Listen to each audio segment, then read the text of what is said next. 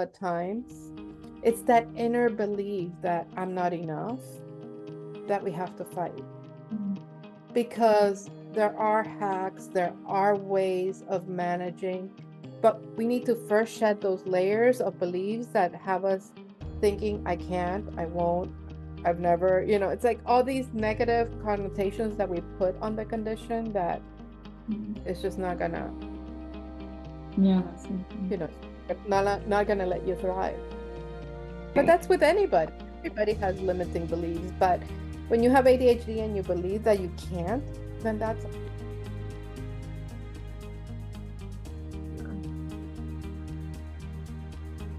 Okay, hello everyone. Well, I'm honored to be back with Adriana. So we already had the chance of having a live interview almost a year ago. It was in August or September, wasn't it? On Instagram, it was a live interview. And now we're back. And I'm really excited for this interview. So for all of those who don't know you, Adriana, would you like to introduce yourself? I am Adriana Chacon, and I am a life coach. My focus is on people with ADHD, parents of kids with ADHD. I'm also a somatic practitioner, trauma-informed somatic practitioner. So in my practice, I include a lot of somatic experience. I do breath work and something called body trauma liberation. I'm tongue-tied today. And it's all with the purpose of releasing trapped emotions in the body and helping settle down and regulate the nervous system. Great. So, how has your understanding of fearless evolved since joining Fearless Women? Well, the Fearless group is a fantastic group. It seeks to empower women, and I believe that it's important to help each other.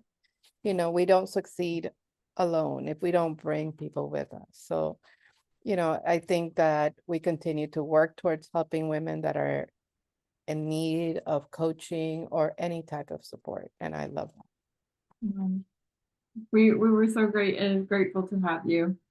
Thank you. And so now reflecting on your journey, what has been your most significant achievement with the Fearless Women or besides the Fearless Women?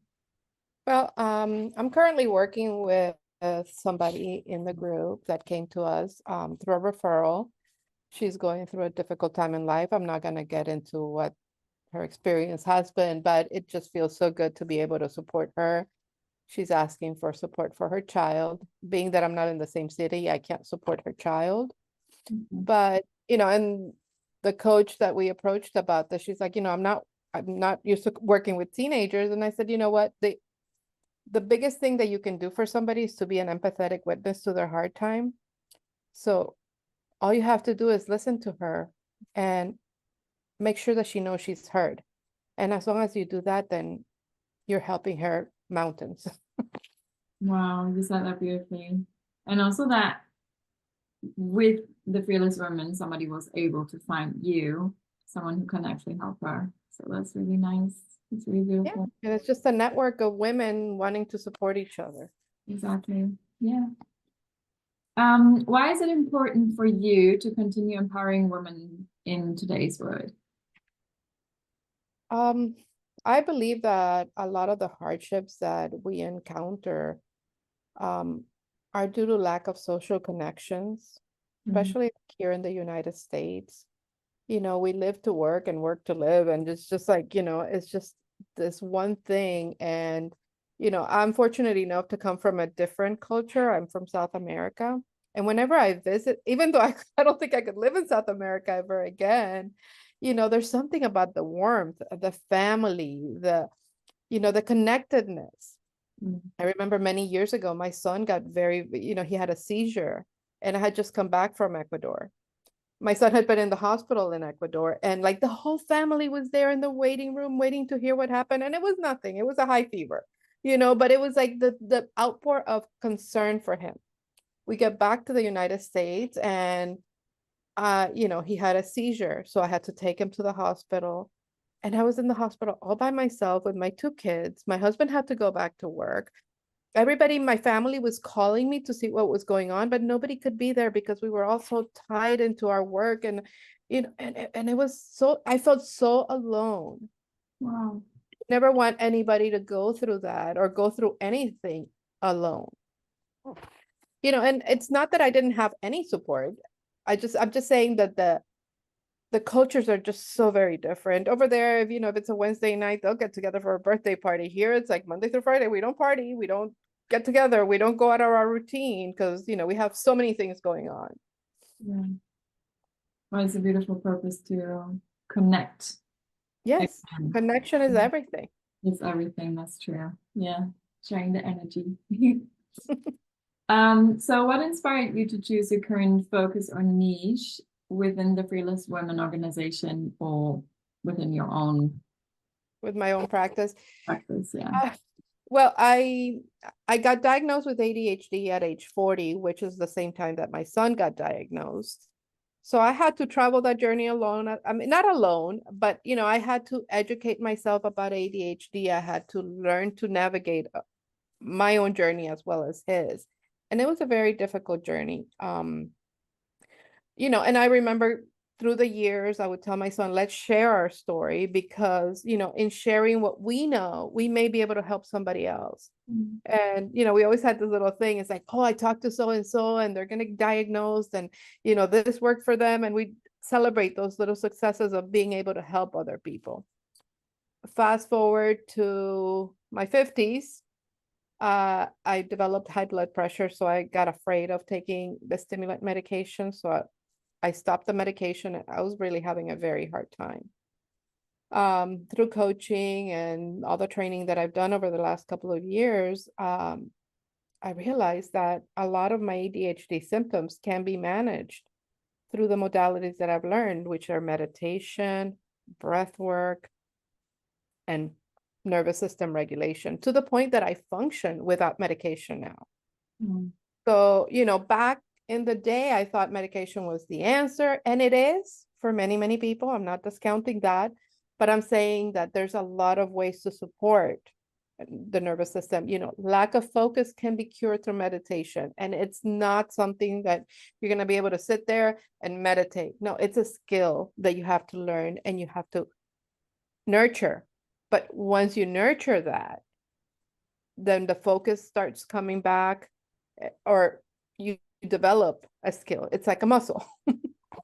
I can only say it again. It's so impressive that you were able to develop those skills and get off the medication, because as you said, a lot of people, they might even not think that it's possible. They might not even believe in themselves. They don't even know that there are other resources, other tools to learn. So yeah, it's leading by example, right? And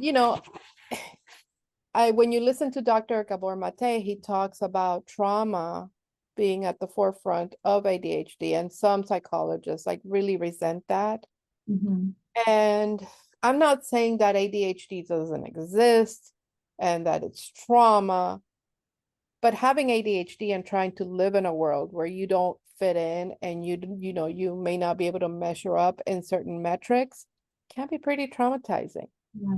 So, it aggravates a condition that already exists, so learning about how trauma can impact ADHD and those same modalities that help you deal with trauma can help improve your ADHD symptoms. Yeah, most definitely. I agree. Yeah. And, for me, it wasn't like, oh, I'm going to decide to take medication. No, it was my health. So for health reasons, I couldn't take it. And there's a lot of people that cannot take the medication that just don't do well on it. And to think that it's hopeless because I can't take the medication, but I have this condition. Well, let's try this. Let's try learning different modalities and ways to regulate to see if that helps what you're going through. Definitely worth giving a shot. And some might be surprised. Yeah, that's true. Okay, so can you share a defining moment in your life when you realized the importance of being fearless, and how did it shape your journey? I don't know that there's a, I think fearless has had to be a theme in my life always. My most recent challenge was my divorce 2 years ago.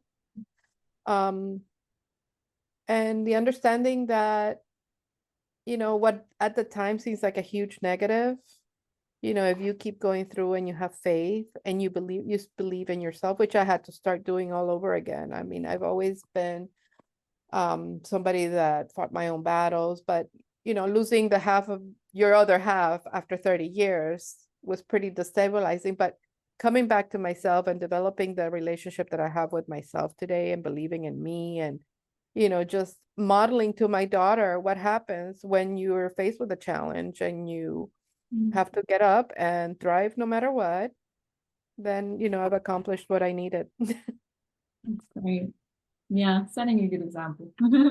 Yeah, you lead by example. And because I worried about things that maybe the marriage didn't set a good example. But you know what, we had a wonderful family. Things came to an end. Fortunately, we were able to work really well together and through the divorce, and it is what it is, and you move forward and you act with kindness, and which we did to each other. We acted with kindness to each other. We worked everything in a very peaceful way. And that's what I wanted my kids to see, Yeah. that just because something comes to an end, you don't have to go to war. And you know what they say, it's either a blessing or a lesson. So it's never something. Yeah, I don't think mistakes should be called mistakes. They should be Oh, called lessons. yeah, lessons. Exactly. Valuable lessons, because unfortunately, sometimes they're costly and they hurt, Yeah. but you know, and for so many years I feared pain and I feared failure and I feared and fear just holds you back. Yeah. When you have pain, experience it, move through it, don't fight it. There's a saying that which you resist persists. Yeah. So if you're bottling it down and you're suppressing it, it's there. You may not be feeling it at that moment, but the problem is when you suppress and you don't feel the pain, then you can't feel the good things that come either. And pain can be momentary, Yeah. and if you nurture the good things, by being thankful and just aware of all the blessings. I look at my life right now and I'm like, I'm so blessed. Oh, that's so nice to hear. People Yeah. say that. I'm so glad. Yeah. Being grateful is one of yeah, gratitude is one of the biggest, well, how do you say? I The- think it's the main component of being happy. yeah. And also The other like, day I saw, I'm sorry, the other day I saw a meme that said that a woman had gone to the Buddha and had said, I want to be happy. And the Buddha said, remove the I because that's the ego talking. mm, And remove want because that's future desire. And you're left with happiness. You have it. You oh, don't have to want it. such a beautiful life lesson. Yeah. Last year, a friend of mine, a fellow coach, he started a thing on TikTok where every day we were supposed to post a thing to be thankful for. So every day was a little post about, and then of course you start with the givens, the I'm thankful for my family, I'm thankful for my pets, I'm thankful for the roof over my head. But then when you have to do that for 30 days, and then I just found myself constantly thinking throughout the day, like, oh, what's my post for tomorrow gonna be? And then I'd see a beautiful flower and I think like, oh, I could do a cute post about this. And it just had me focusing on being thankful all day. And like getting my creative juices flowing on what I was gonna do that particular day. And by the end of the month, I was in such a happy place because I was at that point, like noticing the ant that passed by. It was like just like the most insignificant things I was thankful for. That's awesome. And that's why I make a habit of every day when I journal, I start my day when I'm looking at my calendar and the appointments that I have. I write 3 things that I'm thankful for at the beginning of the day, and then 3 things that I'm thankful for at the end of the day. Yeah. And that really keeps you energized. That's already one important tool, but we come to that later, I guess. Yeah. Um, so who are some new fearless women who have inspired you over the past year? And what lessons have you learned from their stories? Well, I love what Denise, our founder, has done, she's constantly in touch with the community. Um, she's the face of our group.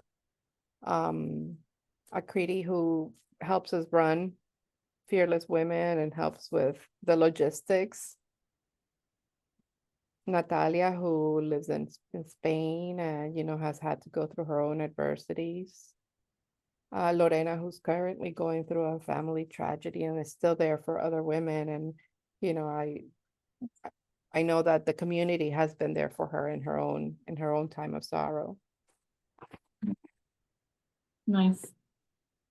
And how have you grown in handling criticism, setbacks, or failures over the past year? How have these experiences shaped your journey as a fearless woman?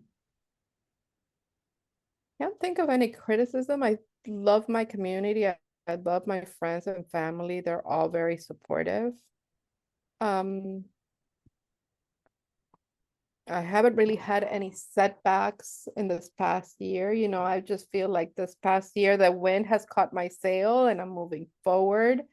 There are moments in which I think it's normal. I doubt myself, but through journaling, I'm able to catch those moments of that inner critic. And it helps me understand that, that inner critic sometimes tries to keep me safe.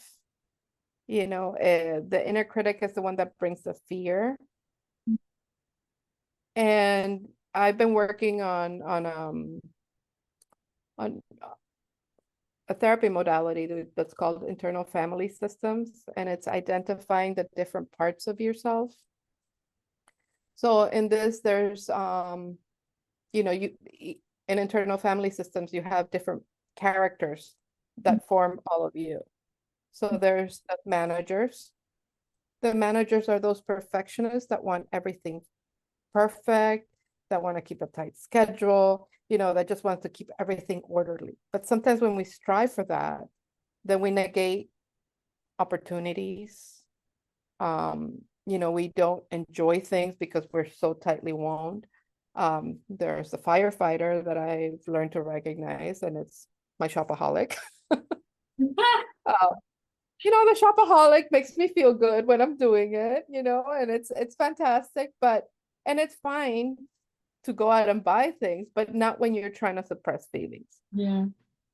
So, it's recognizing all these little parts of yourself and understanding where they come from. I know exactly when my shopaholic was born.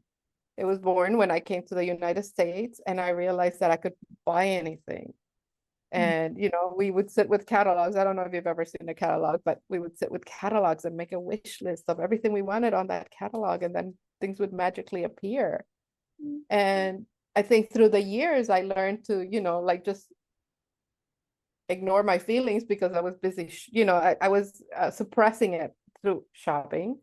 And we all have something that makes us feel good that we may do in excess to avoid feeling. And understanding that now I am an adult and I don't need to suppress those feelings that that child had. I can deal with my feelings and not try to avoid them. Yeah.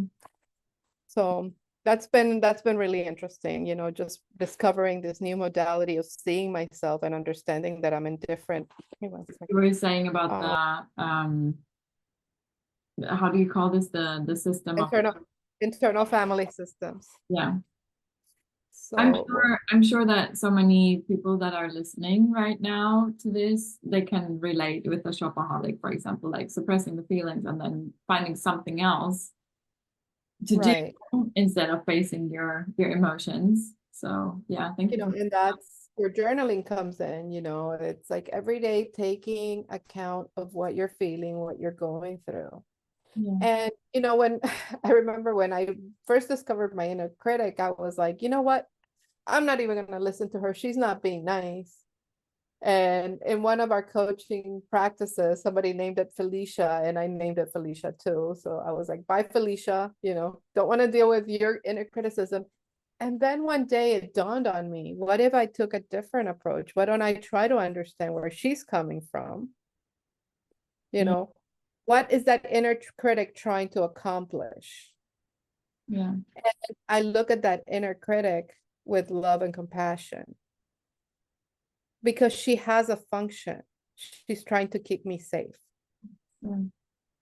And she doesn't need to do that anymore because I am perfectly capable of keeping myself safe and knowing what I need to do.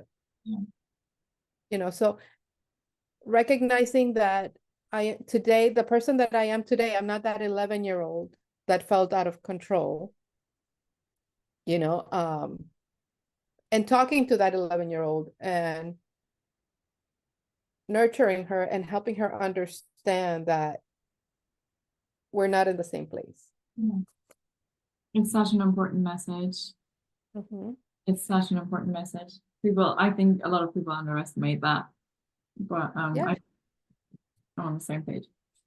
Yeah, in therapy, you look to reparent yourself because, and it was funny because I was talking to a friend of mine and she was saying, we as parents, we get blamed for everything, oh, you didn't do this, you didn't do it right. But I was given all the tools. My parents were not perfect, and I haven't been perfect as a parent, but I think I've given them all the tools. It's up to them for my own kids to create their own journey and to heal whatever wasn't. That's part of the journey. Learn to heal yourself. Yeah. And when you stop judging, it is what it is. Stop the judgment, accept and nurture and love. Yeah. That makes a difference. When you come at things with love, acceptance, and without judgment, Yeah, magic can happen. that's true. Yeah, I agree. Acceptance is key. Totally. Yeah. Mhm. Okay. So how has your specific niche, so speaking of ADHD, evolved in its role in empowering women since you started? With ADHD, people come thinking that, it's hopeless, that, I have this condition and I am the way I am. And, I've struggled. And for them to understand that, yes, but I have two kids and I have one who's neurodivergent and one who's not. Mhm. And I look at them, they both have the same struggles. They both, they can both be forgetful at times. It's that inner belief that I'm not enough that we have to fight Mhm. because there are hacks, there are ways of managing, but we need to first shed those layers of beliefs that have us thinking, I can't, I won't, I've never, it's like all these negative connotations that we put on the condition that Mhm. it's just not gonna, Yeah, that's so true. not gonna let you thrive. Mm. Which is sad. Yeah. Mhm. But Okay. that's with anybody. Everybody has limiting beliefs, but when you have ADHD and you believe that you can't, then that's a problem. We need to learn to accept ourselves and nurture ourselves and those around us, Starts and with life becomes better. the accepting of it. Yeah. And starting to believe. It's the first step. It's true. And Okay. learn the skills, to regulate, to manage yourself, to increase focus, increase performance. Yeah. Would you like to continue? Yeah. Go ahead. No, would you like Oh, you learned the skill. Sorry. Okay. So you learned the skill. Would you like to elaborate on that? yeah, when you understand what a dysregulated nervous system does to you and how some of your behaviors, like people that feel like, oh, I just want to drown myself in my phone and scroll all day, Mhm. that may be your dysregulated nervous system acting up, and that, you don't want to face anything because you're completely dysregulated. I had a client the other day who was going to be having a huge meeting with her boss. The previous meeting had been very tensious. Like apparently the guy is not very nice, and so we worked the day before her meeting. We did some meditation, we did breath work, and we came up with a plan for her to empower herself, how she could address any aggression coming from him.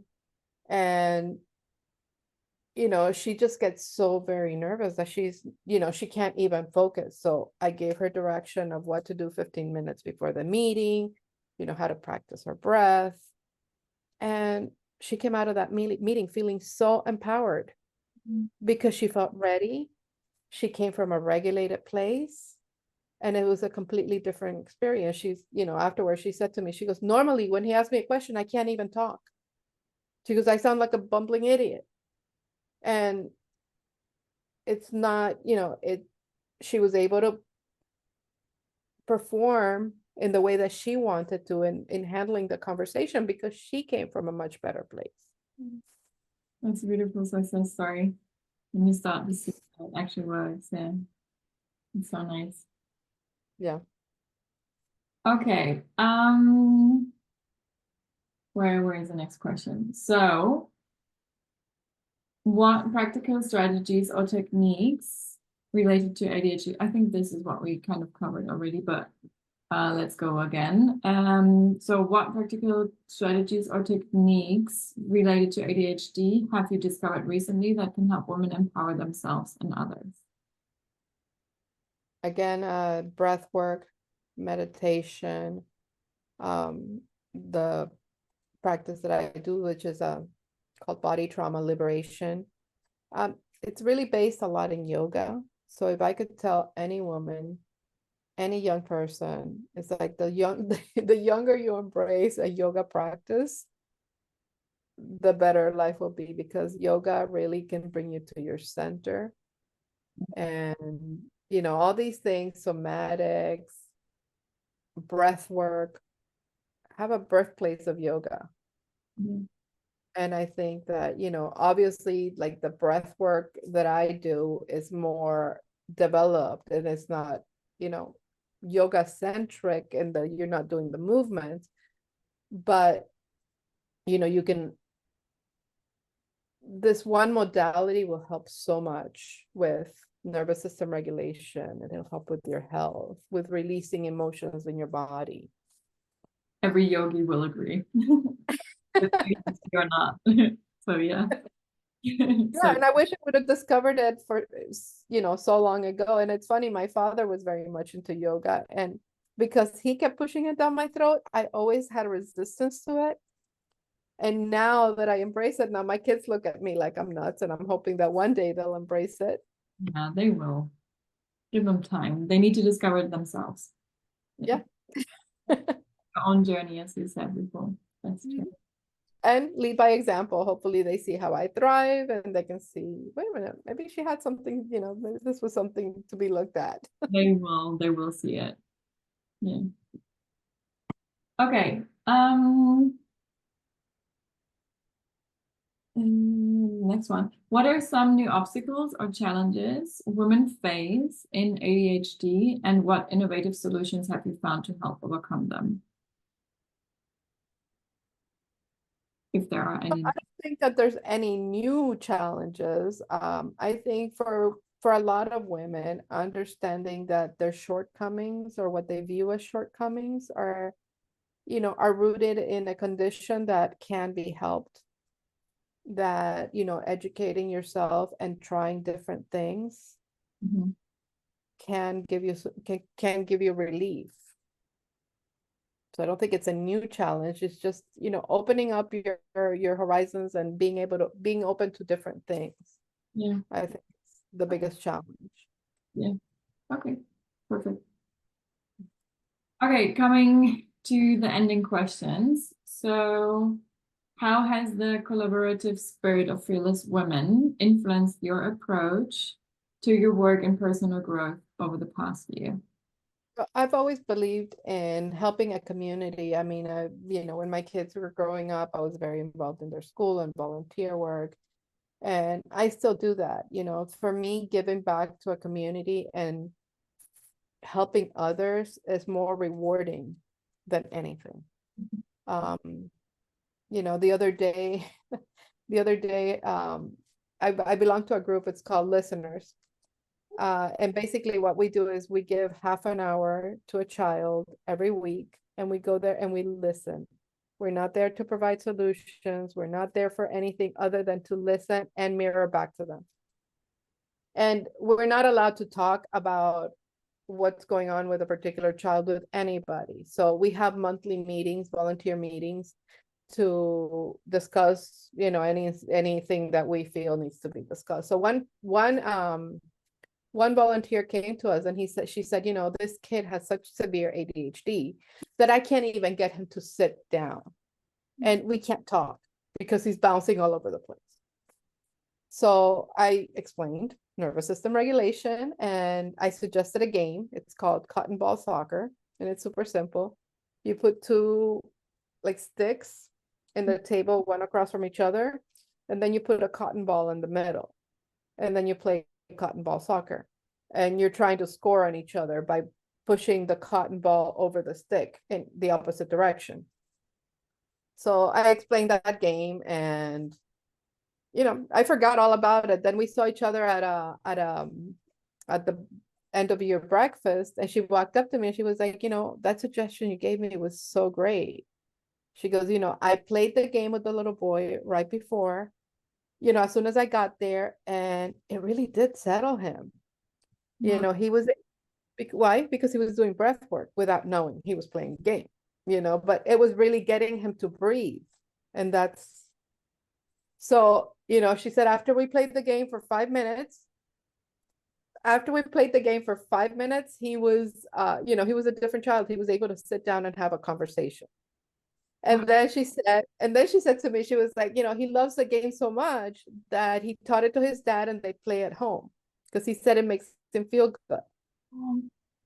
And these are little things, little hacks that you can implement that can be so changing. And I mean, honestly, I gave that piece of advice in our Zoom meeting and I completely forgot about it. And that, to have her come back a few months later and tell me it was magical, that was amazing, That's mind-blowing. It's so nice to hear that feedback that it actually works. That it worked. I mean, I've seen it work, but just to hear that he loved it so much that he brought it home. Yeah, true. And that it made a difference. And it's, breath work is something that is so, I had never heard of it until I started studying the stuff. And now that I understand that, it's just amazing. And why isn't everybody talking about breath work? I know. Why? Same. I hear you. Okay, and last but not least, Adriana, what new advice would you like to give to our listeners based on your recent experiences and insights? Well, I think I touched on them already. And I always struggled with journaling, and everybody would tell me to journal through the years, and I'm like, what do I even write about? And when I learned to write from a stream of consciousness, I get up every morning and I just write 3 pages. It doesn't matter if I have nothing to write about. I just write, I have nothing to write about until something comes through. And eventually you start getting into that stream of consciousness, and it brings up a lot of things that are buried there in the subconscious.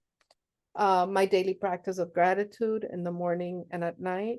I'd like to do 3 things, but sometimes 3 things aren't coming up. So you do 1, and just noticing those little things, the sunshine, the weather, whatever it is, the flower that you saw, the cardinal that passed by, the memory that popped up, whatever it is, those little things really bring about just an overall sense of enjoyment, love. And if you're going through a hard time, I'm not saying don't, feel the hard time, feel the pain, but also nurture those good things that you have.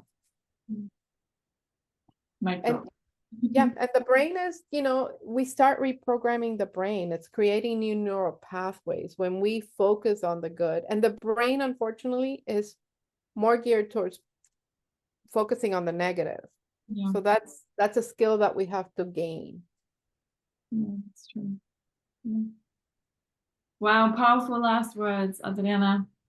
And as always, a pleasure to speak with you. And yeah, I know I'm sad that you are leaving the group, but you know that you will always be part of us, and I know that you will be around. And yeah, so grateful that you have been part of us. Yeah, and like I told Denise, if anybody in the group ever needs me or, Mm. I'm always around.